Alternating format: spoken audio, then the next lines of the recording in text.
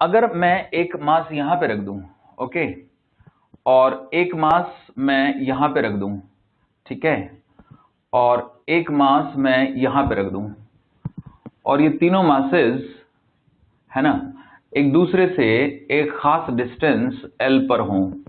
कितनी डिस्टेंस पर हों? L पर। तो क्या ये तीनों मासेस टिक सकते हैं?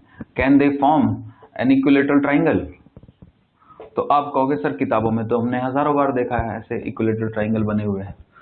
तो बेसिकली अगर स्पेस में ये तीन मासेस ऐसे रख दिए जाएं तो ये स्टेबल नहीं रह पाएंगे बच्चों, ये अट्रैक्ट होकर एक दूसरे से टकरा जाएंगे। क्लियर? तो हम फिर ऐसा दिखाते ही क्यों हैं? यहीं पे तो बच्चों को कंफ्यूजन होता है कि सर वहां पे लॉज ऑफ मोशन में तो हमें सिखाया जाता है कि अगर ग्रेविटी फोर्स इधर लग रहा है तो उसका एक नॉर्मल रिएक्शन होना चाहिए, तभी तो वो बैलेंस होगा, और ग्रेविटेशन में हमें आगे तीन पार्टिकल बता दिए जाते हैं। तो बेसिकली हम यहाँ पे इमेजिन कर रहे हैं कि ये स्टेबल नहीं है पार्टिकल, या फिर हम ये इमेजिन कर रहे हैं कि कुछ ये पार्टिकल टेबल पे पड़े हुए हैं, तीन पार्टिकल, तो इन्होंने आपस में एक दूसरे पे ग्रेविटी लगाई है, टेबल ने भी लगाई है इन पे, तो we are just considering their mutual gravity force. Okay, समझ गए आप? और क्योंकि ग्रेविटी फोर्स फ्रिक्शन के कंपैरिजन में बहुत बहुत बहुत वीक फोर्स है, इसी वजह से थोड़ा सा फ्रिक्शन फोर्स इसको चलने नहीं देगा। मतलब आप ऐसे समझ लीजिए कि फ्रिक्शन फोर्स, आप अगर किसी पहाड़ के बगल में खड़े हो जाएं तो आपको पहाड़ की ग्रेविटी फील नहीं होगी बच्चों, और अगर आप उस पर किसी भी सरफेस पे हाथ रब के करके देखें, तो जैसे मान लो मैं यहां पे रब कर रहा हूं तो आपको फ्रिक्शन फील हो जाएगा, आप ऐसे ही रब करते जाओ दो चार बार, आपका हाथ गर्म हो जाएगा। तो फ्रिक्शन जो है वो ग्रेविटी के कंपैरिजन में बेहद बेहद बेहद स्ट्रांग फोर्स है। उसका कारण भी है, और कारण यह है जी की वैल्यू बहुत बहुत कम है, 6.67 इंटू 10⁻⁻11, और वहां पे इलेक्ट्रोस्टैटिक फोर्सेज में जो कांस्टेंट आता है उसकी वैल्यू 9 इंटू 10⁻9 है। तो आप जान ही सकते हो कि अगर दो चार्जेस भले ही बहुत वीक चार्जेस हो, अगर 1 कूलम के चार्जेस हुए तो कितना भयंकर फोर्स हो जाएगा। समझ रहे हैं बच्चों आप?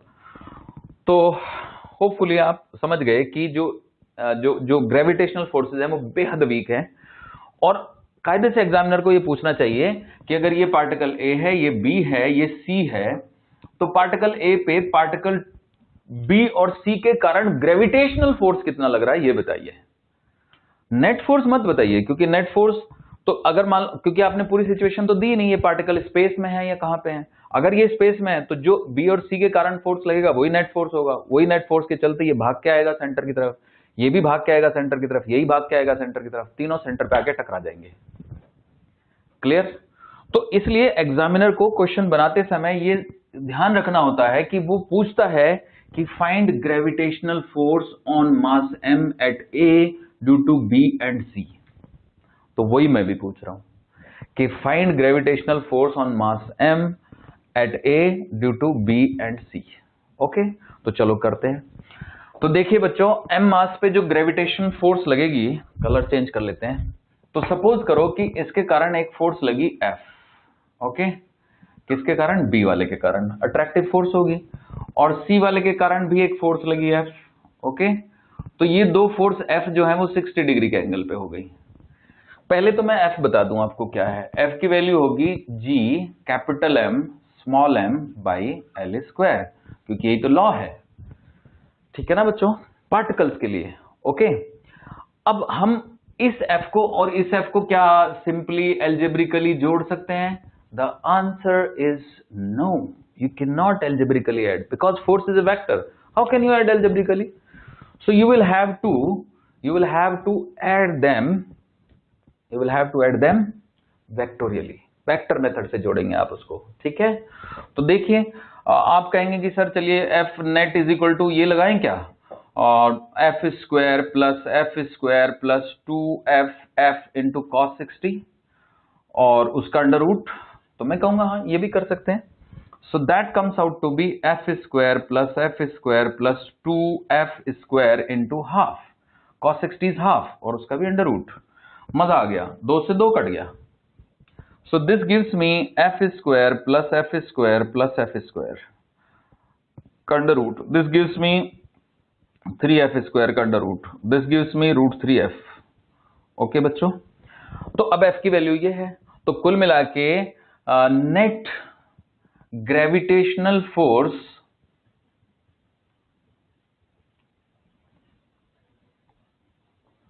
on mass m at A due to mass m at B and mass m at C is, this is √3 g। देखो बड़ा m छोटा m तो तब है ना जब हम फॉर्मूला लगाएं, यहां पे तो बड़ा m छोटा m का क्या चक्कर है, यहां पे तो सिंपल दोनों m ही है। So this will be m square, √3 g m square by l square. Okay बच्चों, so this is the answer. अब आप कहोगे कि सर कोई शॉर्टकट बता दो, तो चलिए मैं आपको एक शॉर्टकट बताता हूं, आगे के लिए आप हमेशा याद रखना, हालांकि मैं बता चुका हूं, कई बार बता चुका हूं, फिर से बताता हूं। ओके देखो, अगर अपने को दो फोर्सेस जोड़ने हैं, एक फोर्स ये है और एक फोर्स ये है, और ये दोनों F हैं और इनके बीच में एंगल मान लीजिए 2 थीटा है, ओके, या थीटा ही है, चलिए, तो आप क्या करें, आप कहें कि सर जो भी रिजल्टेंट होगा ना वो बिल्कुल बीचों बीच होगा।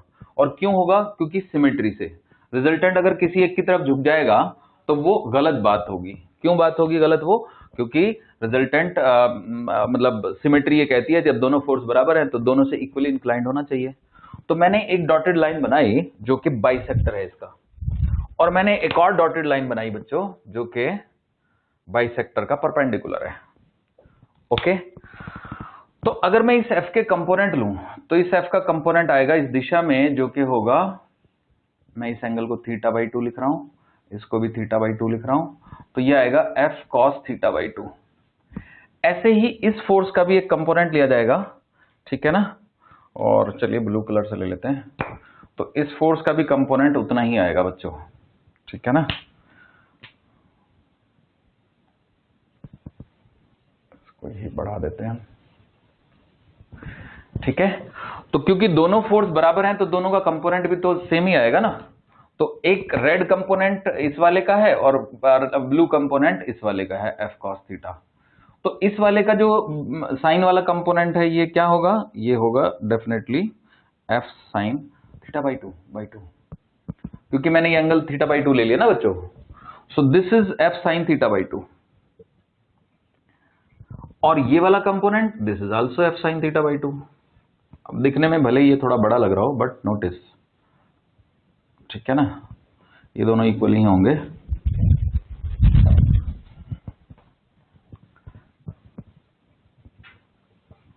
This is F sin θ/2 and this is also F sin θ/2। तो बच्चों ध्यान से देखो, ये फोर्स इस फोर्स को कैंसिल कर देगा, ओके, और ये दोनों ऐड हो जाएंगे, तो F नेट आ जाएगा हमारे पास 2F cos θ/2। अब अगर इस क्वेश्चन को देखें तो थीटा 60 है, तो कुल मिला के हमारे पास F नेट आएगा 2F into cos 60/2। So what is cos 60/2? It is cos 30, so 2F cos 30, हालांकि मैं डायरेक्ट भी लिख सकता था, ठीक है। cos 30 is √3/2, so this is 2F into √3/2 and that comes out to be F√3। Okay बच्चों, F√3 is the net force। Clear हो गया? तो मुझे उम्मीद है कि आपको ये समझ आया, राइट। तो अब एक छोटा सा पॉइंट और देख लेते हैं, ठीक है, देखिए समझिएगा बात को। इसको मैं रब कर दूं, कर देता हूं, okay, I am rubbing it. अब जरा सुनिए, कहानी को समझिए। जैसे मान लीजिए कि ये स्पेस में है, तो स्पेस में इसके ऊपर एक फोर्स लगा ना बच्चों जो कि F√3/2 हो गया। सिमिलरली इसके ऊपर एक फोर्स लगेगा ना बच्चों जो F√3/2 होगा। सिमिलरली इसके ऊपर एक फोर्स लगेगा ना बच्चों जो F√3/2 होगा, F√3 होगा, सॉरी F√3 होगा। तो अगर ये तीनों फोर्स F√3 तीनों सेंटर की तरफ लग रहे हैं, तो अगर हम इन पार्टिकल्स को फ्री छोड़ देते हैं तो ये तीनों पार्टिकल सेंटर पे आके टकरा जाएंगे। लेकिन स्पेस में तो इतने सारे स्टार्स हैं, ये तो आपस में नहीं टकरा रहे हैं, तो definitely they are revolving around one another, right, they are revolving about their common centre of mass. तो अगर हमें इस सिस्टम को स्टेबल करना है तो हमें ये इमेजिन करना पड़ेगा कि ये तीनों अपने कॉमन सेंटर ऑफ मास के अबाउट घूम रहे हैं, राइट। तो ये इनका सेंटर ऑफ मास हुआ and they are revolving about this point and this is the motion, है ना, this is how they are moving. अब सवाल ये उठता है कि रेडियस कितनी है, तो रेडियस कैलकुलेट करने का एक तरीका है बच्चों। अगर ये L लेंथ है तो ये वाली लेंथ होगी L√3/2, जानते हैं ना। सिमिलरली ये वाली लेंथ भी होगी L√3/2, होगी ना। तो कुल मिला के अब ये पॉइंट आया, इस पॉइंट का नाम है सेंट्रॉइड।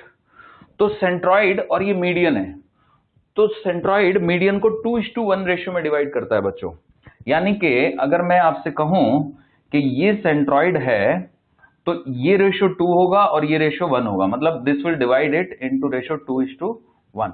ओके, तो अब कितनी लेंथ है ये लेंथ है L√3/2। तो L√3/2 तो उसका ये 1/3 हुआ और ये 2/3 हुआ। तो अगर मुझे ये वाली लेंथ चाहिए तो L√3/2 का 2/3 हुआ, क्योंकि 2:1 में डिवाइड करने का तो मतलब यही होता है ना बच्चों। तो यहां पे 2 से 2 कैंसिल होगा और ये आ जाएगा L/√3। तो हमने ये साबित कर दिया कि अगर मैं ये डिस्टेंस निकालना चाहूं, ठीक है बच्चों, ये वाली डिस्टेंस, ये वाली डिस्टेंस, तो ये वाली डिस्टेंस आएगी L/√3, ये वाली डिस्टेंस भी आएगी L/√3 और ये वाली डिस्टेंस भी आएगी L/√3, और ये तीनों पार्टिकल L/√3 की रेडियस में घूम रहे होंगे। ओके, तो इन पे जो लगने वाला ये फोर्स है F√3, ये नेसेसरी सेंट्रीपिटल फोर्स का काम करेगा। तो आप कह सकते हैं कि F√3 = mv²/r, r की जगह पे आप ये डाल देंगे। ओके, तो अगर आप ऐसा करते हैं तो ये आ जाएगा F√3 = m × v²/L/√3। Okay, L/√3। अगले स्टेप में आप √3 को ऊपर ले जाइए, तो F√3 = mv²√3/L, और √3 से √3 कैंसिल। ओके बच्चों, तो F जो कि gm²/L² था, विच इज mv²/L, m से m कैंसिल, L से L कैंसिल, और v की वैल्यू आ गई √gm/L। तो अगर हमें इस सिस्टम को स्टेबल करना है तो इतनी स्पीड हमें इन तीनों पार्टिकलों को टेंजेंशियली देनी होगी। ओके, तो ये था एक बहुत मजेदार कॉन्सेप्ट जो मैंने आपको एक्सप्लेन किया है। ठीक है।